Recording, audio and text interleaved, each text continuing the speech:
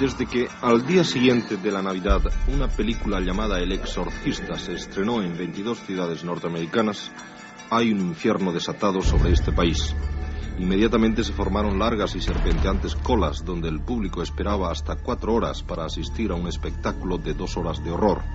Poco después, más de 4 millones de personas habían pagado ya algo así como $10 millones por ver El Exorcista.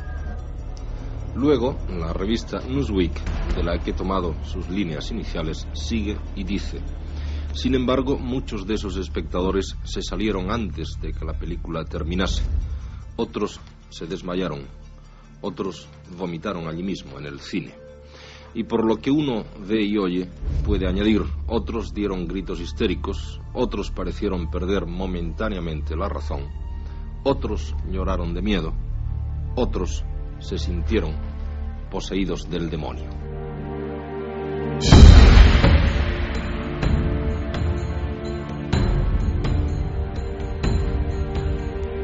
Hace 40 años, Jesús Hermida, ni más ni menos, con su estilo particular e inimitable. Una crónica impactada por el eco del Exorcista. Podríamos decir simplemente la película, la gran película del terror demoníaco.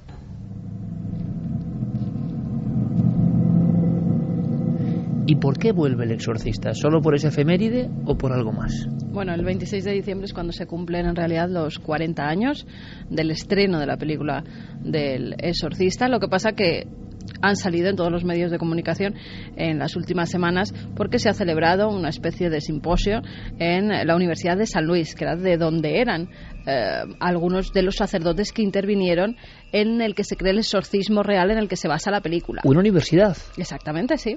En la universidad es donde se celebran esas charlas y hay varias personas invitadas y entre ellos está Thomas B. Allen.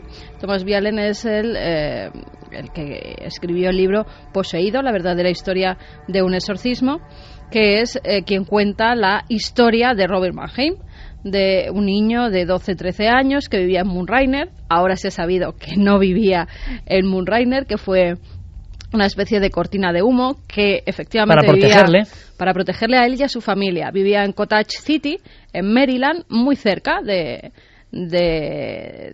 Moonrainer, pero se cambiaron todo tipo de datos para que nadie pudiera dar con él. Recordemos que era un chico menor de edad, ya digo, 12-13 años, que la familia lo pasa bastante mal. Se ha sabido por gente que le conoció a él y a su familia que la madre era muy religiosa, que al parecer él era un chico conflictivo. No estaba muy bien visto en el vecindario, aparte de travieso hacía daño a los animales y tan solo tenía un amigo que recuerda que su infancia fue bastante problemática, que tanto la abuela como la madre eran personas muy religiosas y que en cierta forma eso influyó en Robert Mannheim, que por supuesto no se llama así, tiene otro nombre, que estamos además investigando y vamos a ver si llegamos a alguna conclusión. Robert Mannheim también era otra cortina de humo para que nadie lo localizase. Exactamente. Parece además que no fue una tía la que jugaba con la ouija, sino que esa religiosidad extrema de la madre y de la abuela, que tenían origen germano o origen alemán, pues al parecer llevó a esta familia a creer que veían demonios por todas partes. Sí que es cierto que muchos de los vecinos tuvieron conocimiento de que algo estaba pasando en esa casa, pero se llevó bastante en secreto porque el chico y la familia, parte de la familia, la madre, se trasladaron incluso a un hospital y luego hasta San Luis, donde estuvieron tratándole varios médicos y también varios sacerdotes. Si quieres, Iker, vamos a contar un poco la historia a través de un documental que se hizo, cosas que pasaban presuntamente durante esos exorcismos. Se llevó a cabo un diario. Los 3 sacerdotes que intervinieron en esos exorcismos, que ahora hemos sabido que duraron 6 semanas, eran Raymond Bishop, el padre Bowner y Walter Halloran. Y el padre Bishop fue el que día a día fue escribiendo los acontecimientos que iban viviendo. Algunos de ellos fueron estos. Miércoles 9 de marzo. Un dolor agudo pareció atacar a Robbie en el estómago y gritó.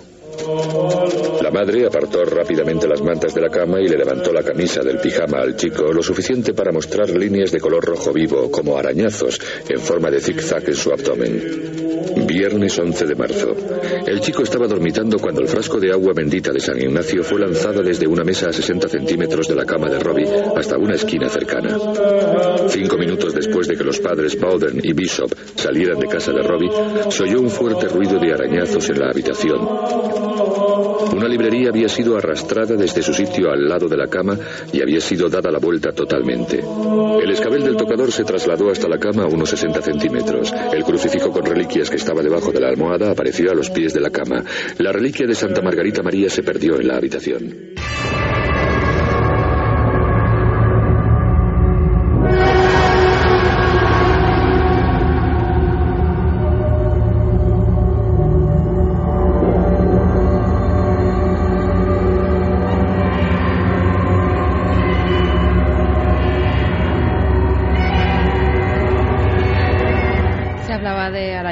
Que surgían de la nada, de fenómenos poltergeist.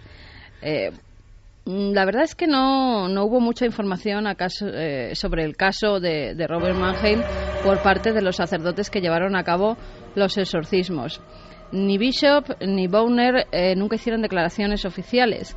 Sí lo hizo en cambio Walter Halloran. Walter Halloran era más joven que los anteriores y era como ayudante de estos. Y él sí que ha declarado en algunas ocasiones los fenómenos que se Sería como el vivieron. padre Carras un poco, ayudante del auténtico exorcista, ¿no? Eso es. Sucedió muchas veces mientras yo estaba allí. Le podía ver las manos. Él no lo estaba haciendo. Una de las marcas corporales más claras era un dibujo del demonio en la pierna derecha de Robbie y la palabra infierno grabada en su pecho. En un momento dado le apareció una marca en un hombro. Parecía una caricatura del demonio. 3:14 estamos escuchando, son cosas de Noel Calero, The Haunted Boy, la historia de Robbie Mannheim, en este caso, en música, y después otra música célebre, La Conjura. Y escuchar con estas músicas, hay que decirlo, yo no lo sabía esto, o sea, que era una caricatura, que era como una máscara de un demonio, que era como una especie de dibujo un poco grotesco, y sí la palabra hell, ¿no? Sí, infierno en el pecho. Sí que se sabía que hubo varios momentos durante los que se hizo el exorcismo en el que surgieron dermografías. Es más, en algunas ocasiones tenían que atar las manos de este chico porque atacaba directamente a los exorcistas. Uno de ellos, el primero que hizo las bendiciones sobre Robert Mannheim, dijo que no volvía a exorcizar a este chico porque realmente le atacó y le hizo un gran corte en uno de los brazos. Estas dermografías se sabía que habían surgido palabras en su cuerpo, pero Halloran ahora es cuando decía que habían surgido también dibujos, y además dibujos pues de ese tipo, diabólicos. En España tuvimos a un sacerdote, el padre Sobrino, que durante unos cuantos años estuvo viviendo en Estados Unidos y pudo compartir convivencias, y también le contaron cómo habían sido exorcismos. Esos exorcismos fue, si no recuerdo mal, el padre Bowner el que le contó cómo había llevado a cabo ese exorcismo a Robert Mannheim, aunque tampoco le dio todos los datos. Yo he vivido en Estados Unidos 12 años y he sido profesor de la Universidad de Georgetown, donde ocurrieron estos hechos. Y el exorcista era un compañero mío. Las manifestaciones fueron primeramente ruidos, movimiento de enseres, del ajuar doméstico, golpes. Incluso se hizo un estudio sobre el subsuelo de Washington, el cercano allá, de dónde podían provenir los ruidos más o menos con eco, y se encontró que no tenía explicación ninguna. Luego los movimientos inmediatos de los objetos de la cama, etcétera, la fuerza que desarrollaba ese individuo.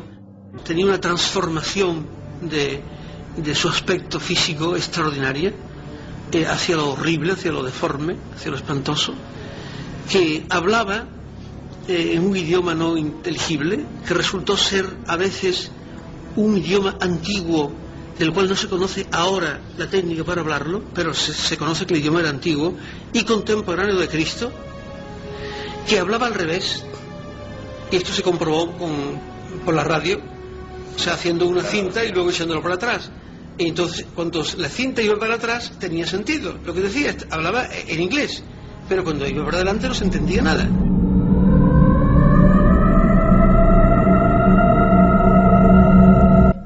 su día, una investigación de nuestro compañero Juan G. Vallejo, gracias a los amigos indispensables, los grandes, yo creo, de la investigación en Sevilla, José Luis Hermida y Pepe Ortiz, que consiguieron estos testimonios increíbles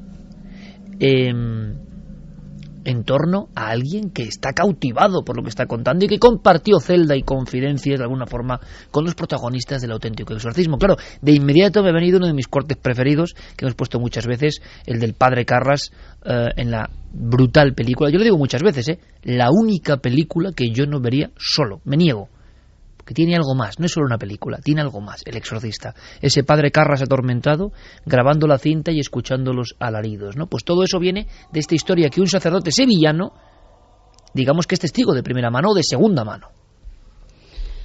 Hemos visto que incluso llegaron a investigar cómo era el subsuelo para ver si había algún tipo, pues no sé, de truco o de cosa que hiciera que, por ejemplo, se moviera la cama o que se introdujeran, como han dicho antes, los colchones por debajo de esta.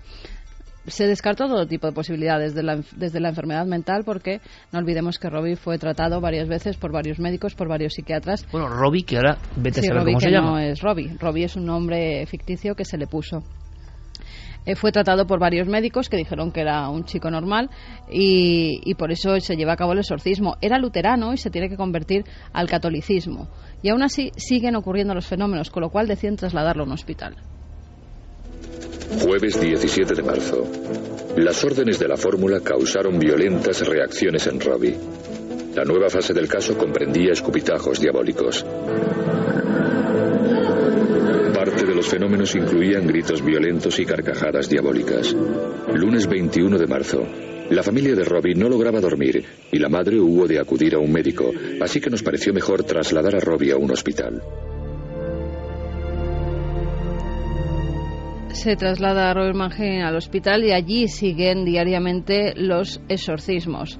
Estos tres sacerdotes van continuamente a las salas, a esta habitación donde estaba Robert Mannheim solo, y practican a diario el exorcismo, llevándose también algún cacharrazo, porque las botellas de agua bendita, según el diario, volaban por la estancia.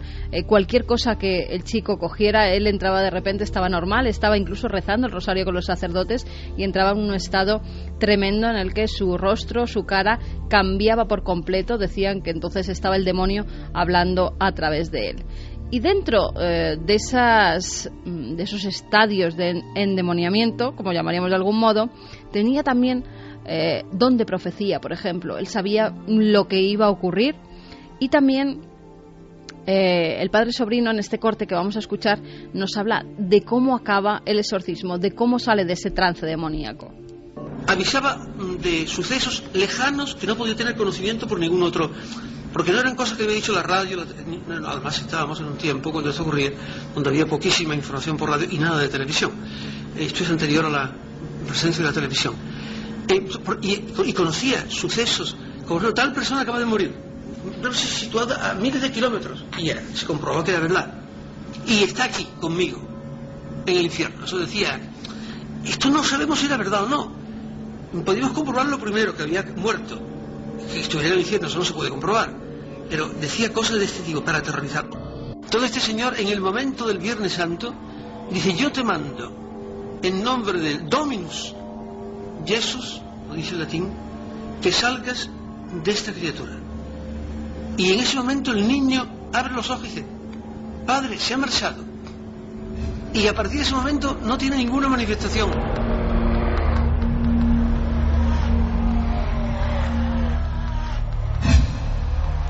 Ahora entendemos cómo el gran William Friedkin y el gran William Peter Blatty cogen elementos de esta historia real y la adaptan al guión y dirección del Exorcista. ¿Os acordáis, no? ¿Dónde está? Aquí, con nos. Claro, no sé si es más terrible la historia real, ¿no? Está aquí conmigo en el infierno. Madre mía.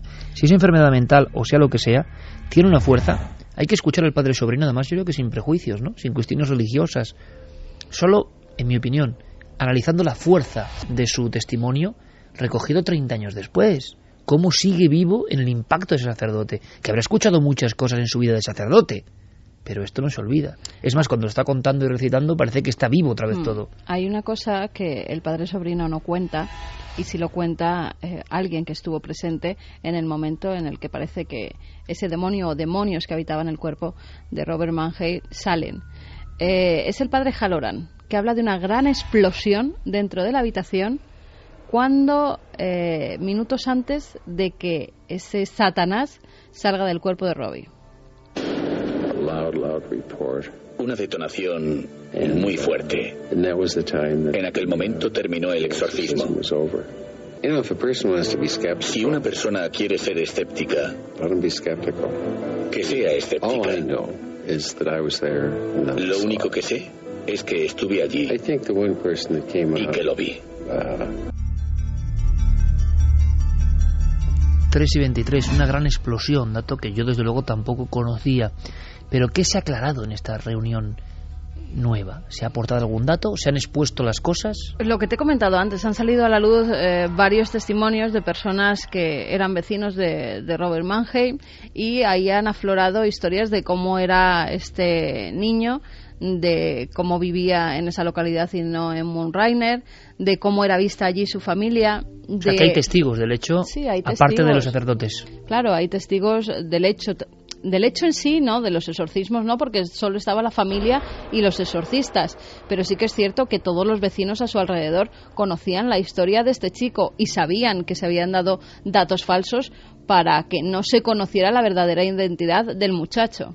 ¿Qué opináis, compañeros? Y vamos a ver qué opina, porque ahora entramos en otra harina, inmediatamente con uno de los nuestros, y veremos también qué opina nuestro público, pero que a mí, ¿sabéis? Me sugiere todo esto, yo no sé qué es, o sea, ya he dejado claro, ¿no?, mi ignorancia sobre todo, pero cada vez mayor, pero transmite algo. Es la fuerza de la transmisión de las cosas. Cuando yo veo El Exorcista, no me da ganas de verla, es una obra maestra, es la película seguramente que más me ha impresionado, pero es que yo percibo que tiene algo que no tiene el resto de películas. Las demás películas son casquería barata o tonterías en general, comparado con El Exorcista. Te voy a dar un dato más. Tal vez esa película te da más miedo que otras por los efectos subliminales que tiene. Claro. Que además, mira, ese rostro que decías, esa máscara tremenda, justo ayer se sacaba a la luz el tráiler que no se pudo emitir hace 40 años. En ese tráiler la mayoría de imágenes son de esas... Sí. De esas máscaras subliminales que se intuyen en la película. En el 30 aniversario también sacaron algún montaje de caras. Sí, lo que pasa es que ahora han sacado el tráiler tal y como lo tenían para emitirlo. Que era buenísimo. No, es buenísimo el que se ha emitido ahora, el verdadero, el que en un principio se iba a poner, y el que los propios cinematógrafos dijeron que eso iba a dar para atrás a la gente, que no iba a ver la película y que no podían emitir esas imágenes porque iban a hacer daño. Yo no creo que sea solo por lo subliminal, aunque esté ahí. Yo creo que todas las interpretaciones de todos, es lo que hablábamos antes, es como si todos hubieran tomado conciencia de estar haciendo algo tremendo, muy oscuro, quizá para informar también de ese mal, ¿no?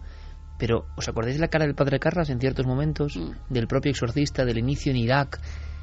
Es que para mí el resto de películas de terror es que no llegan ni... Porque esa película sí que ha tocado algo muy serio, ¿no? Bueno, y una de las escenas más terribles es cuando el cura acude al interior de la habitación del dormitorio aprovechando que la niña está dormida, y cuando le levantan la camiseta ven ese mensaje que es help, ayuda. Es que, mira, o sea, esa escena, cuando entran y está la niña, Reagan, mira lo que suena.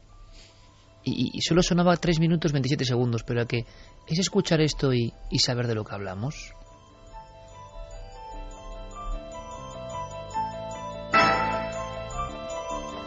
Estoy leyendo precisamente las memorias de Richard Branson, presidente de Virgin, que se hizo multimillonario gracias a Mike Oldfield. Pero cuando nadie conocía a Mike Oldfield, su primer disco, hizo 2000 maquetas. Es tremendo porque cuando están tomando nota de lo que necesitan, una guitarra, 2 bongos, no sé qué, no sé cuántos, un piano, le dice Michael, van tomando nota de todo el precio, el productor. Tenían 22 años, el productor. El triunfo de lo excepcional, ¿no? Y le dice, vamos a ver, Mike, ¿qué más quieres? Tener una tienda de discos por correo. Claro, lo de siempre. Luego es, bueno, este rico que tiene una compañía aérea, que viaja al espacio, Richard Branson, ya. Pero en el año 73, tenía una tienda de discos humilde en un barrio. Pero confió en Mike Oldfield porque escuchó esto y dijo, no he escuchado nunca algo parecido, esto va a convulsionar a la gente. Y le dice Mike, y necesito en el inventario unas campanas tubulares. Y Branson dice, ¿campanas tubulares? ¿Qué demonios es eso? Solo sé que valen 20 libras. Espero que merezca la pena. Y Campanas Tubulares vendió 14 millones de discos, convulsionó el mundo entero, y un día recibieron una llamada. Dijo la persona que estaba al otro lado del teléfono, he escuchado algo prodigioso, algo que es de otro mundo, algo que tiene que estar en la película que estoy haciendo. Y dice Branson, ¿y usted quién es? William Friedkin, mi película, El Exorcista.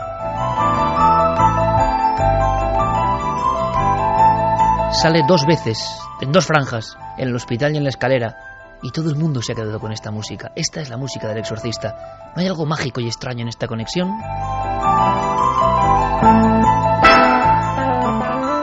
Si ahora nos sorprende cómo era escuchar Campanas Tubulares en el 73, dicen que el bueno de Mike nunca superó este éxito, que le trajo también angustias, pero hizo algo glorioso, algo inolvidable, cósmico. Campanas Tubulares, la banda sonora de la película más terrorífica de todos los tiempos.